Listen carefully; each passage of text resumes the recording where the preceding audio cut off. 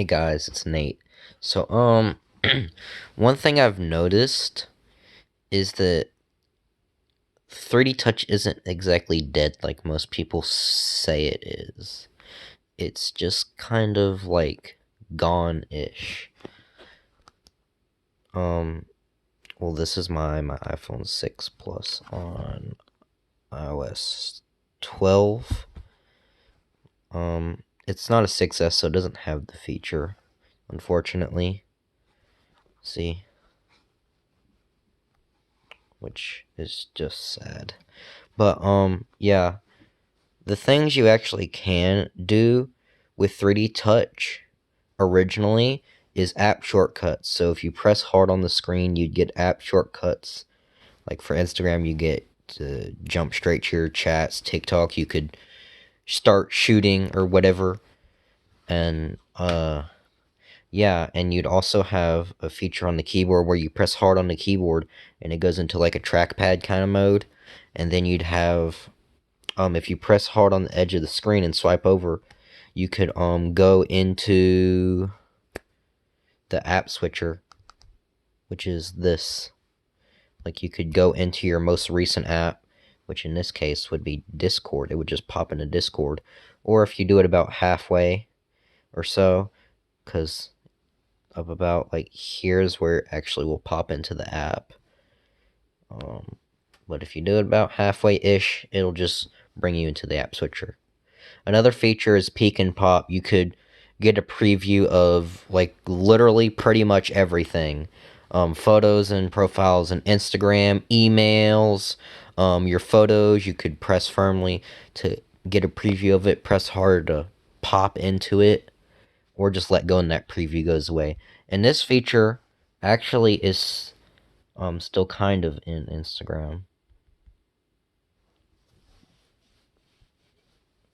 Hold up.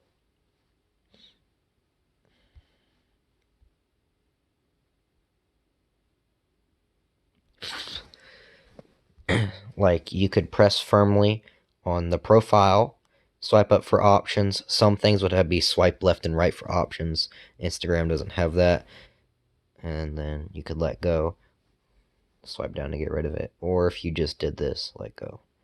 And then like you could press harder and it would pop and go into it. But this is a long press version of it.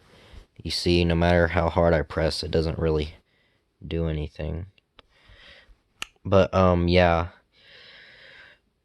On iOS 13 and above, I believe they removed peek and pop, but at literally every single other 3D touch thing other than peek and pop is still there, but you also have haptic touch as well. And with haptic touch, and actually with iOS 12 and above, you press and hold the spacebar, you get the cursor thing. So, again, with 3D touch, you could do it anywhere. So, sorry, I got people texting me on Discord. Let's say you're typing a message. Oh, you want to go back and correct it. You just give it a firm press, and then bam, it instantly goes from this to this. With haptic touch or whatever, it takes a second. And on a daily basis or whatever, that would really feel like too much. But if you're a person who wants everything to happen instant, doing that can feel like you're waiting like a week for it to trigger. Especially compared to 3D touch, where everything is just instant. So with this, you could press with another finger and select text, which is useful for if you like want to delete. So like say you want to type here or whatever, or I could just go and then go and delete it all if it would cooperate. There we go. That one character bothers me. Anyways, one thing I would like to see is on Android keyboards, because they have, you can get an iPhone keyboard. Well, when I get this iPhone keyboard and I give it a nice firm press, it doesn't do this. And I wouldn't even care if it like wasn't the proper iOS animation where you can go up and down and whatever like this, like just being able to go left and right and select text, that would be fine with me. But of course, people just don't really care about 3D touch. I mean, like some people do. Very, very, like 5% of phone people care about it, and I'm one of those people who says that it's such a good feature that I would want a 6S on iOS 12 just to have full 3D touch support. And because headphone jack. Just because I'm weird like that.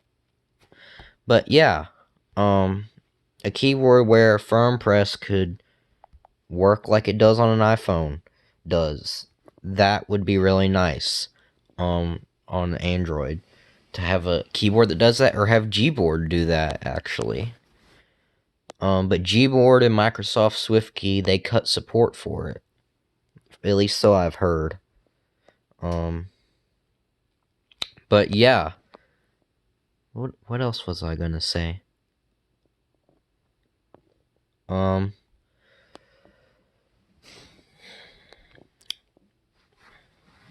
mean, 3D Touch, to me, is a must-have feature. It's hard to live without it. I get tired of sitting and waiting for this to trigger, and waiting for it to untrigger and stuff, and not having app shortcuts. And I have it on this phone, kinda. It has the long touch shortcut thing, like a mimic of like haptic touch. But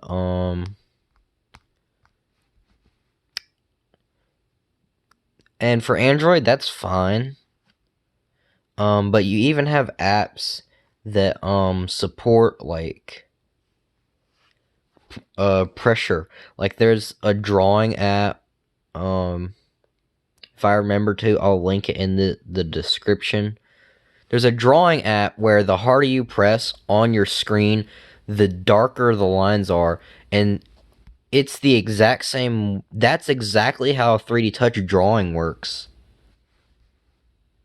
Let's see.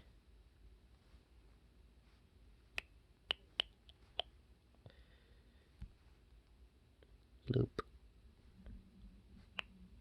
No. It's slow. Now, obviously, it's not going to work no matter how light or hard I press. It's the same. But what I'm saying is this drawing app, not this one. But there's one for Android where it like measures the spread of your finger or something like that. And the harder you press, the darker the lines are. Again, if you have a 3D Touch iPhone, the 6S, 6S Plus, 7, 7 Plus, 8, 8 Plus, 10, 10S, or 10S Max all have 3D Touch. And the harder you press, the darker your lines are. The lighter you press, the less dark your lines are. And it's actually very, very useful. It can be annoying sometimes, especially if you, for whatever reason, don't want it. But in that app, you can literally just go into settings and turn it off. And this is not sponsored, by the way. I'm just rambling pretty much. But yeah. Having shortcuts is nice, especially when they're instant. And oh, my volume's all the way up.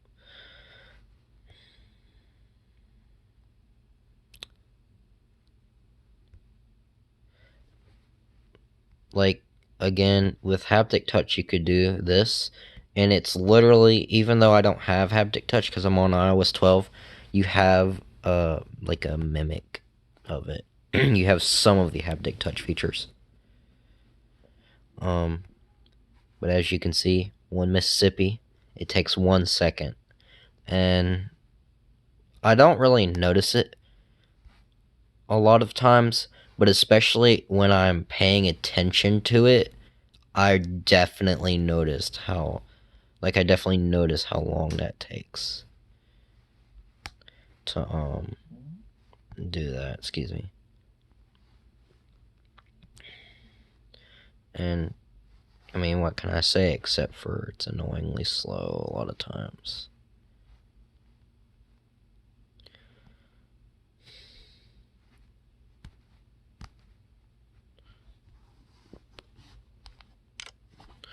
So, yeah, so my camera's, like, zoomed in or something. For those of you who happen to be watching this and you want to make a keyboard that does this without having to press on the track on the space bar. Like, you can just press hard anywhere and it triggers.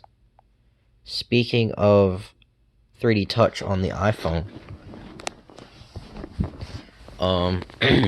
pressing hard to trigger the trackpad worked literally anywhere on the keyboard except for the back button. If you pressed hard on the back button, it would delete faster. Like, let me just type a bunch of stuff just to show you what I mean. So you still have this feature if you have iOS 12 and above, and most people watching this would probably be on iOS 15 or 16 or whatever. Okay, well, I lagged my iPhone. Please don't crash.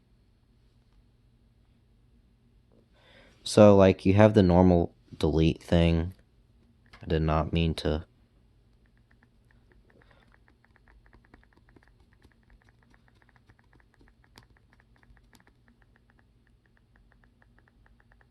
That's enough. So you have the normal delete speed if you hold it, but if you hold it for long enough, it starts taking out, instead of just one by one, it takes it out in chunks. So, like, let's do new note again. As you can see, I clearly use that feature a lot, that thing. Anyways, let's see, let's just, dang it. Come on. Select all.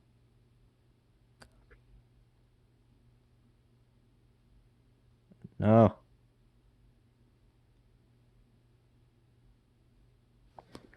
It's probably better just spam. Anyways, I'm trying to show you what I mean here. So we have a lot of text, as you can see. That ought to be good enough. So you have the normal delete, but if you hold it for long enough, it starts taking chunks out. I have to copy something. Hold up. So I just Googled the FitnessGram pacer test thing. So I'm just gonna copy this real quick. What the heck? Like, just copy this whole thing, assuming it fits in the tiny 1 gigabyte of RAM that is on this thing. Now we're gonna find the notes. Here it is. Now we're just gonna spam paste this over and over again. Make sure we get, assuming we don't crash the iPhone here. Just get a lot of text in here. Alright, so, again, normal speed, I already showed that. But eventually, see, now it's taking chunks out. This taking chunks out thing, it would do instantly if you pressed hard on the back button. Instead of having to wait, what is that? 1 Mississippi, 2 Mississippi, 3 seconds. That just feels like forever, honestly. Then again, if you want to delete all of it, just firmly press on the keyboard.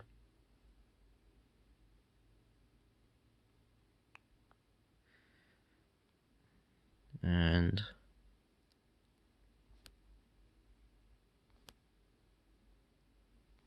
And that thing I'm doing, is just like a thing you can do on Windows.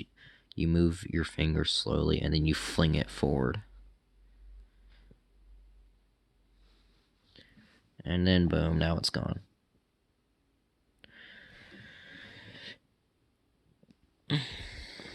Anyways, yeah, that's 15 minutes of me just rambling about 3D Touch and showing you how it works on iOS.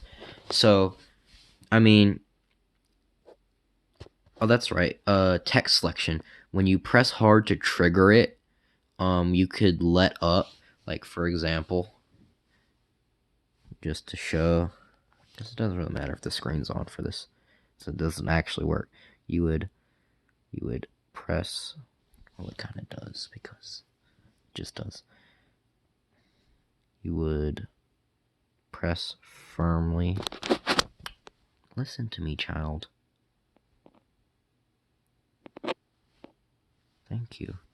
You would press firmly on the keyboard to trigger it, and then you could ease up as much as you want as long as you didn't take your finger off of the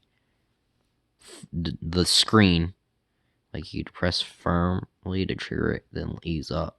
And then you could press back down firmly, and it would do the text select thing that I've showed you. So, for example, press firmly, you trigger it. Pressure no longer matters. But if you let up, press down firmly, now you can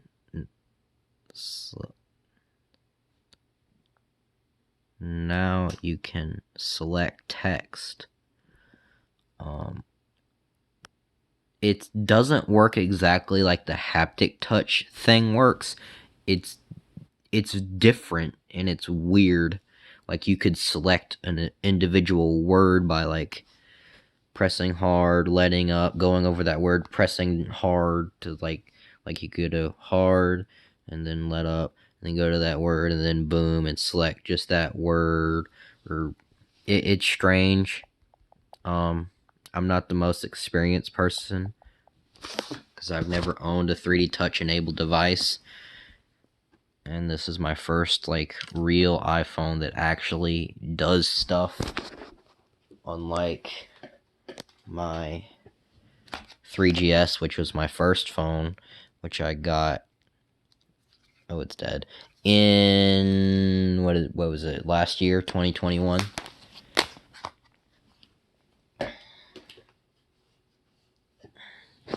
Don't get a 3GS. Don't get a 6 or 6 Plus. If you're going to get a 6 series because you need the headphone jack, get the 6S or the 6S Plus.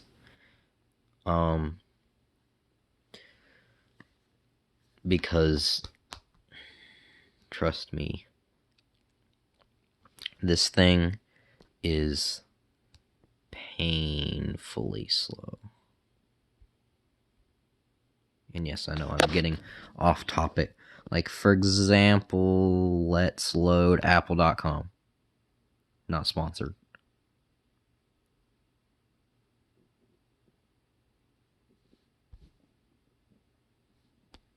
It takes forever.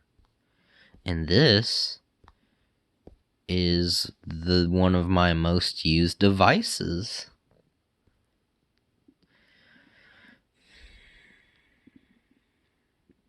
Speaking of Peek and Pop, which I don't have, I can do this. Whatever. I mean, you've listened to me ramble for long enough. But, thanks for watching, and thanks for listening to almost 20 minutes of this. And, yeah. Have a nice day or night, wherever you're watching from. It's night for me, and it's also dark outside, so, yeah. And I guess subscribe if you want to see more videos. I don't really upload often. That might change in the future, I don't know. Peace.